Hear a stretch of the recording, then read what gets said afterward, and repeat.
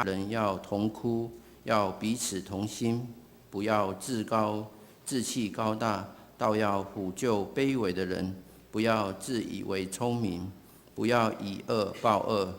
众人以为美的事，要留心去做。若是能行，总要尽力与众人和睦。以上。这时候，请南崁教会蔡信生牧师来讲道。题目是坦诚与合一的爱，坦诚与合一的爱。弟兄姐妹，大家平安。我们的周报更新，新的一年在第一个主日里面今年的主题同心合一学基督，谦卑服侍做宗仆。这是我们的个目标，也是我们一起必须要在新的一年所奔跑的方向。我们一起来祷告。爱我们的天父，你的话深植在我们的心里面，也让我们可以活出来，走出去。谢谢你，让我们打开耳朵，敞开我们的心，明白你对我们的教导。奉主耶稣基督的名，阿们。亲爱的弟兄姐妹，平安。上帝给每一个人都有不一样的恩赐，就是要让我们能够互相搭配，一起同心的来服侍教会，并且能够彰显上帝的荣耀。所以我们活着的目的是为了荣耀上帝。跟旁边说，我们活着是为了荣耀上帝。所以我们无论做什么，我们都是要做上帝忠心的仆人，要做上帝的好管家，为了要讨上帝的喜悦。所以荣神益人是我们活在地上最重要的目的。弟兄姐妹，当你口里承认，心里相信，你接受耶稣做你的救主，做你一生的主，你就成为上帝的儿女。教会是上帝在地上所设立的家，所以我们要在教会里面来经历上帝奇妙的大能。上帝透过教会中的弟兄姐妹的关系来彰显他的爱，所以爱是建构在关系当中，所以教会要成为人建立关系的地方。我们不但对家庭有责任，我们对教会也有一份责任。一个人如果离开了爱的关系，那他的一生就一无所有，也失去价值了。所以我要从两方面来分享。第一部分就是坦诚的爱，跟旁边说要坦诚的爱。就跟我上一次跟大家分享，其中一点很重要的特质叫做敞开。我们要学习敞开自己，愿意坦诚的分享，互相的代祷。当我们来到教会，当我们见面的时候，我们的嘴巴里面常常跟别人说平安平安，但是里面仍然有一大堆的问题跟重担。求主帮助我们学习以坦诚的爱彼此分享，然后能够一起祷告。我们在教会里面不但要让上帝的名得荣耀，也要让弟兄姐妹得帮助。透过小组，可以让我们在一个爱人与被爱的关系里面成长。我们敞开生命，就能够经历到坦诚的爱。所以刚刚我们所读的罗马书12章9到13节这样说：爱人不可虚假，恶要厌恶，善要亲近，爱弟兄要彼此亲热，恭敬人要彼此推让，殷勤不可懒惰，要心里火热，常常服侍主，在指望中要喜乐，在患难中要忍耐，祷告要恒切，圣徒缺乏时要帮补，客人来了要一味的款待。弟兄姐妹，坦诚的爱不但是自己可以得到好处，也愿意分享给别人，使别人得到帮助。彼得前书4章8节告诉我们，最要紧的，弟兄姐妹，我们最要紧的是要彼此切实相爱。再提醒比旁边的人说，切实相爱。他不只说我们彼此，还要说切实，切切实实。因为爱能够遮掩许多的罪。在这个充满了罪恶的世界里面，只有人跟人当中培养建立切实的相爱，才能改变你周遭的环境，才能改变这个世界。爱人要用真诚，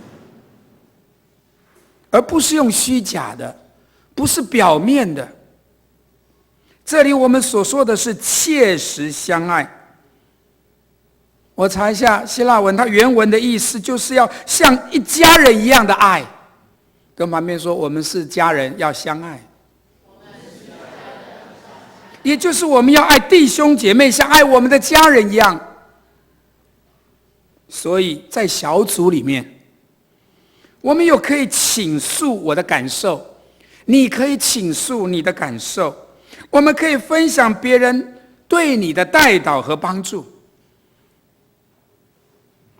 其实一个人若没有先领受上帝的爱，就很难去爱别人了。有时候我们也爱不下去了，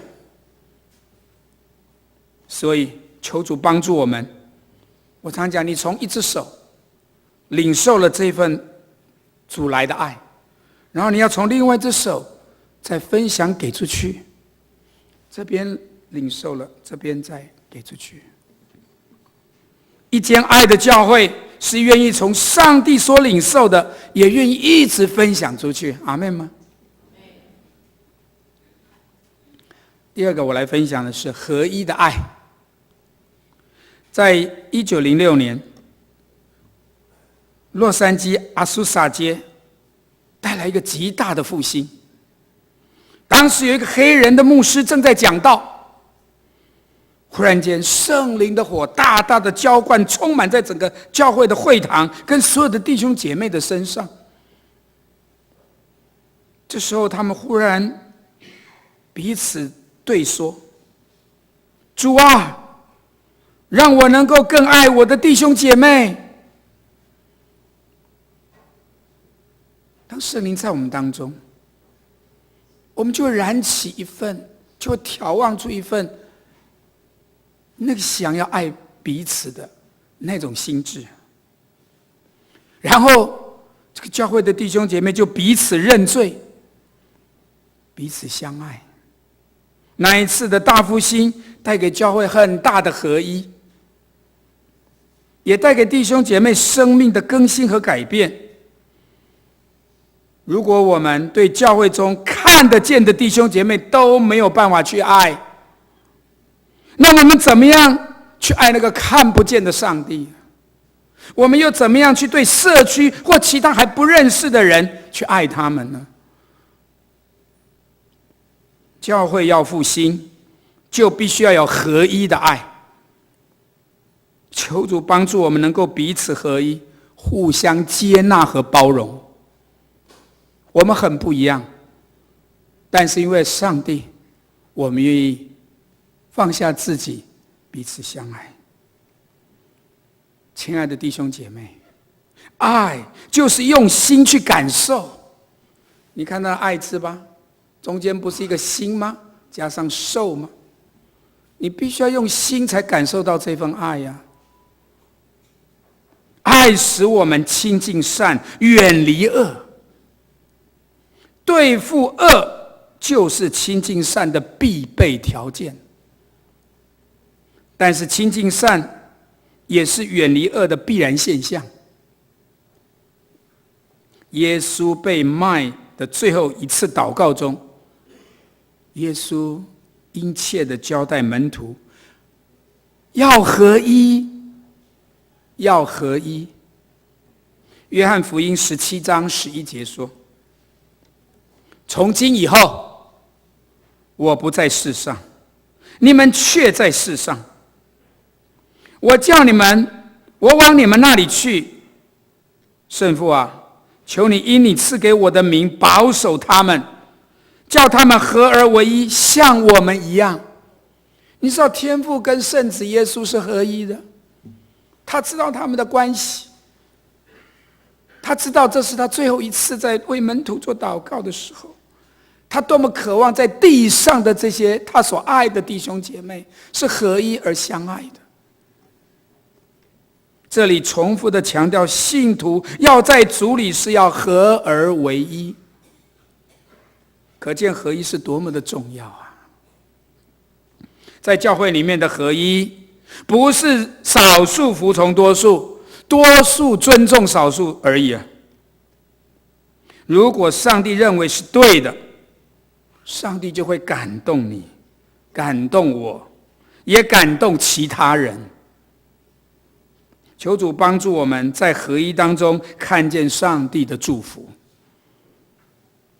上帝的儿女如果不合一，这是天父上帝最头痛的事情，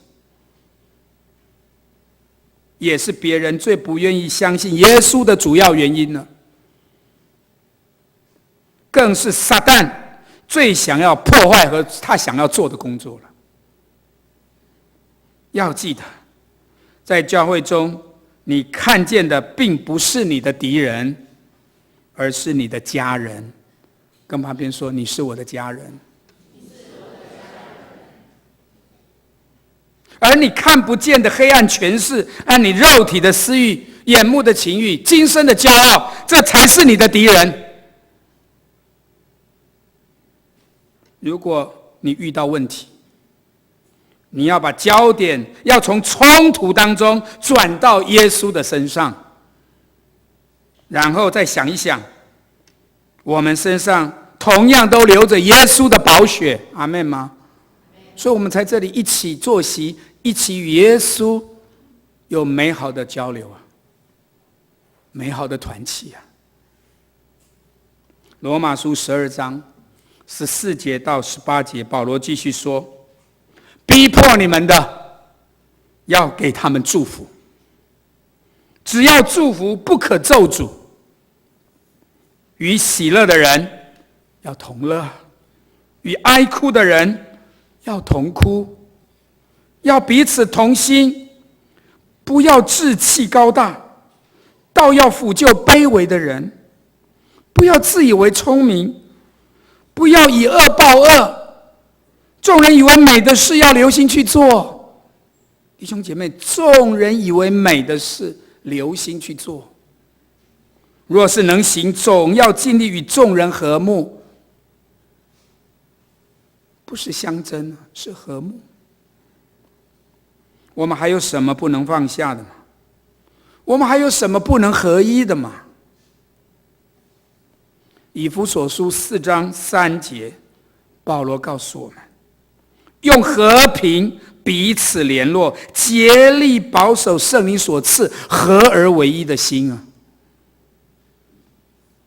所以保罗常常强调，教会是被上帝呼召出来的，我们是那一群跟随耶稣基督的人，我们都是因着上帝无比的大爱和恩典，所以我们要降服，要谦卑顺服。所以我们个人得救没有什么可以夸口的，但是保持教会合一却是信徒理所当然要竭尽一切所能的去做的事。求主大大的使用我们每一位弟兄姐妹，也大大的使用我们迦南教会，能够以合一的爱多做主工。第三个我要分享的是，爱是合一的基础。跟旁边说，爱是合一的基础。没有爱怎么合一？今年的主题是同心要合一啊。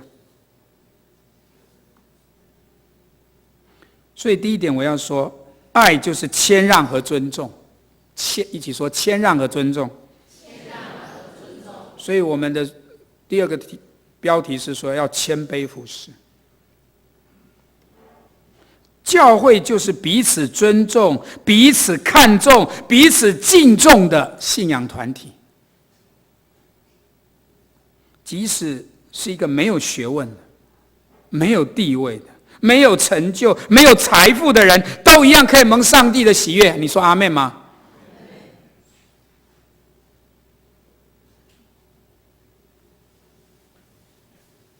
即使一个最卑微的人，也都能够要受到其他人的尊重。因为服侍主不是一时的事，而是一生的事。不仅是在主日来服侍这一回事，也是随时随地都想去做的事。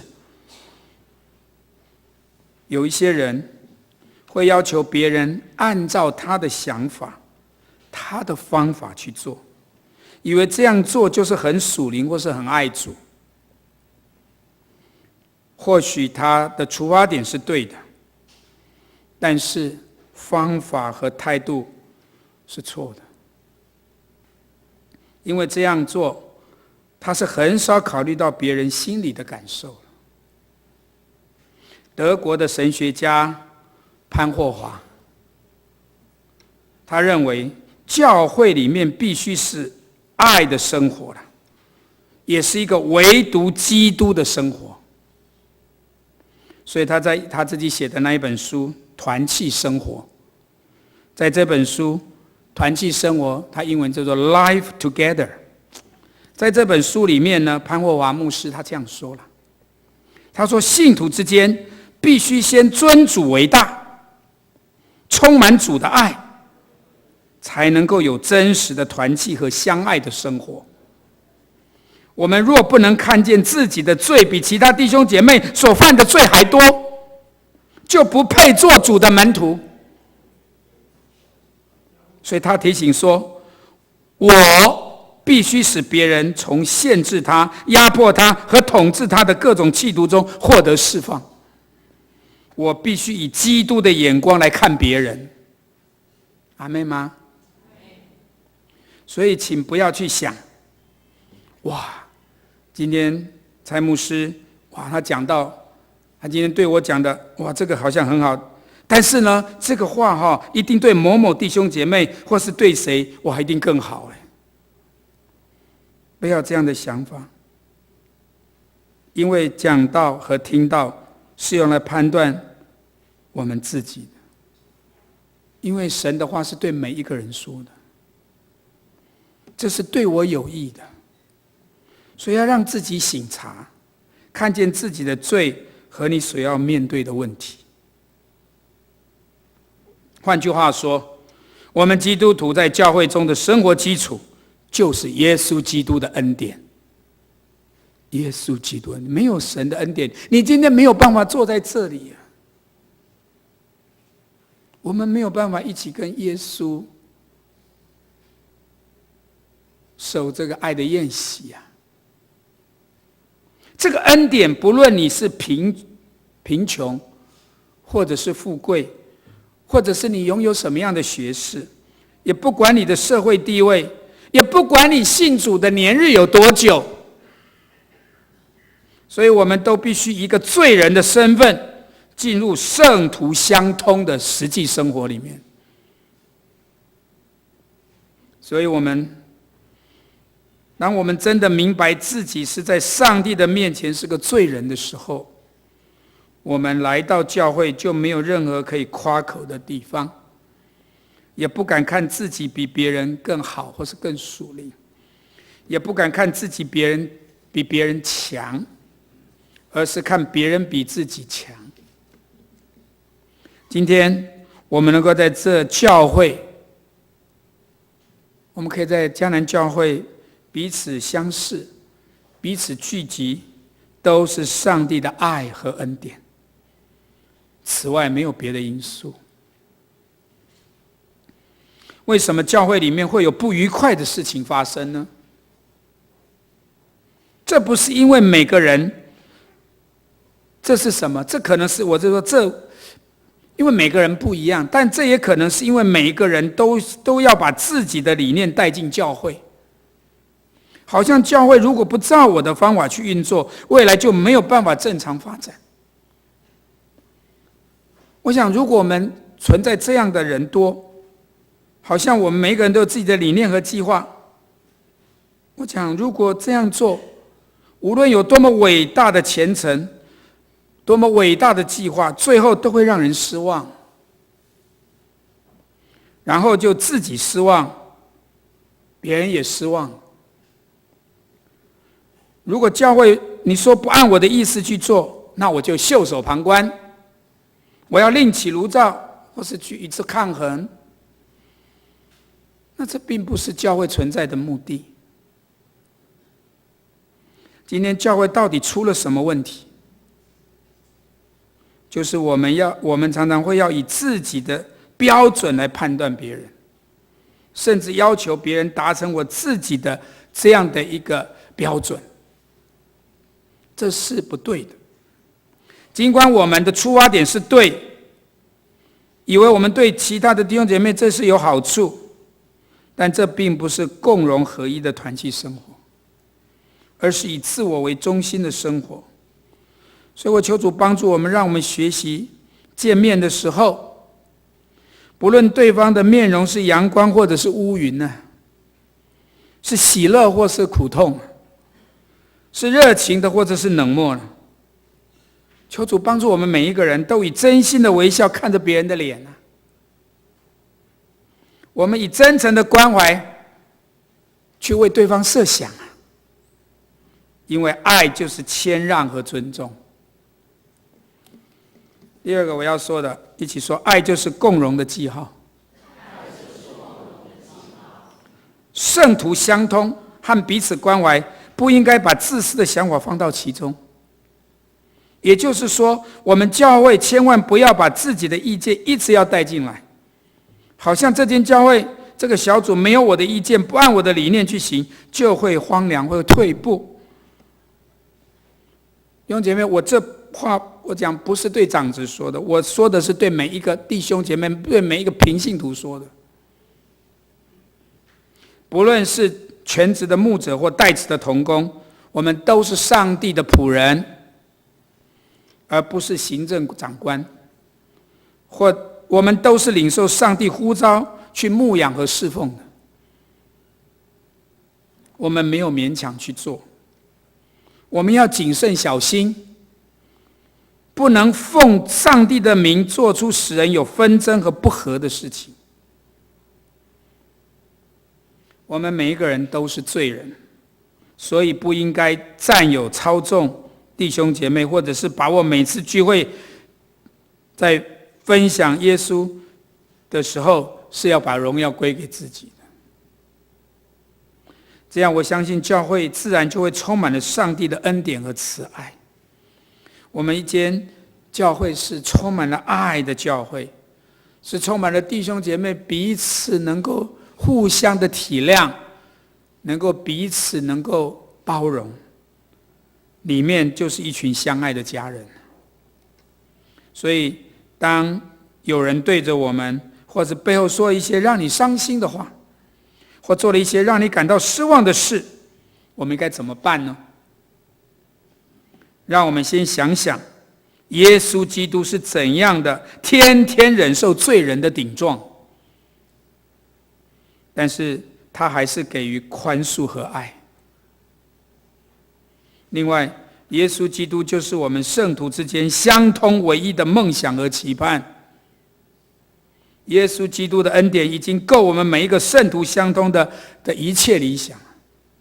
如果我们每一天亲近神，我们每一个主日来敬拜神，或者我们参加小组，我们都是以耶稣基督成为圣徒相通的内容和目标，我们就会明白什么是奇异恩典。何谓彼此相爱的团契生活呢？什么是圣徒相通呢？但愿上帝开恩给我们，让我们迦南教会成为一间真正圣徒相通，在基督里面有美好的互动人际的关系的教会。这种关系是彼此顺服，个人看自己，个人看别人都比我自己好，比我自己强，这样才能完成基督爱的命令。第三点，我们一起说，爱就是侍奉的力量。申命记18章第5节说，因为耶和华你的上帝从你各支派中将他拣选出来，使他和他的子孙永远奉耶和华的名侍立侍奉。这里这一句话我觉得非常特别，它有2个字，一个是侍立，一个是侍奉。申命记第10章第8节也说，那时耶和华将利未支派分别出来，抬耶和华的约柜，又侍立在耶和华面前侍奉他，奉他的名祝福，直到今日。所以我要说，侍立与侍奉到底有什么分别呢？侍立就是人专注的站在上帝的面前，听命而行事。而侍奉呢，就是我们去推动服务教会的事工。所以我们常常就是快快的想要侍奉什么，但是我们并没有侍立在神的面前，因为我们太注重事工的侍奉，而忽略了侍立的服事。申命记告诉我们，以色列人出了问题，就是因为他们忘记常常侍立在耶和华的面前。在这里，摩西将侍奉侍立在神面前跟侍奉上帝这2种不同的观念放在一起，把这2段经文我们连起来，你就可以明白，侍奉上帝的态度必须你要先侍立在上帝的面前，专心听上帝的话。换句话说，侍奉上帝必须先遵守上帝的道，先爱上帝。所以我们是先上帝后人。我们若不爱神，我们很难去爱人。在生命中，在生命记当中，不断的说你要谨守遵行，谨守遵行，总共出现23次。你要谨守遵行我的律例，谨守遵行。可见在摩西的心中，侍奉与爱上帝、遵守上帝的话有密切的关联。你需要有一颗愿意常常侍立在上帝面前的心，因为我们对上帝的敬虔跟顺服，才是上帝所喜悦的事啊。我想一般的教会都十分强调信徒的侍奉，因为有人的地方就有事工啊，就要有人来承担服事的责任。可是我们发现，承担侍奉的弟兄姐妹当中，不论是有职分的或是无职分的，在侍奉一段时间之后，他就感觉到疲倦，甚至感觉到厌倦，他想要离开教会的服事。这是因为我们对侍奉的观念不正确，侍奉之前没有先学习彼此信任、互相体谅，过爱与祷告的敬拜生活。这样我们就体认到，赞美就是祷告，祷告就是赞美，敬拜就是祷告和赞美，这是我们对上帝应该有的侍奉。因为爱是在基督里面合一、共荣生活及侍奉的力量啊。最后要跟大家表达，人人都需要爱，人人也都想爱。因为爱是人生存的最基本的渴望。如果没有爱，就没有办法彼此接纳；如果没有合一，也就没有办法同心合意。只有爱才能够抚平一切的伤痕，存谦卑的心才能够彼此服侍。这也是我们的今年的标题里面要谦卑服侍，做耶稣基督的忠仆啊。约翰福音13章35节，主耶稣告诉我们：你们若有彼此相爱的心，众人就认出你们是我的门徒了。这就是坦诚与合一的爱。再次跟弟兄姐妹互相勉励，爱是教会生存的生命力，最吸引人来到教会面前就是这份爱。哪里有信徒切实彼此相爱，在那里就有基督生命的彰显。哪里有爱的凝聚，那里就有神迹奇事的发生。爱是初代教会最能吸引人归主的动力。爱是先接纳一个人，然后再教导他悔改转变。爱是上帝对我们无条件的接纳，所以我们也当这样做。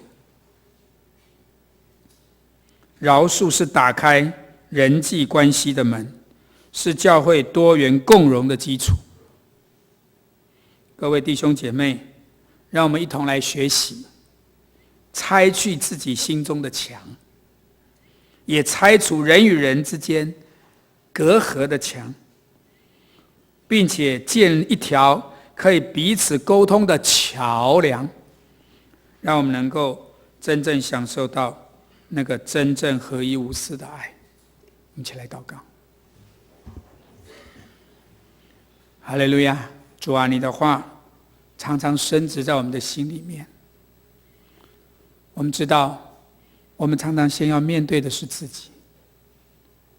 我们真的恳求神，你的话来光照我自己，让我愿意成为别人的祝福，让我成为一个管道，能够将神的爱流通出去。这样感谢祷告，奉主耶稣基督的名，阿们。好，我们来预备圣礼点，我们来唱圣。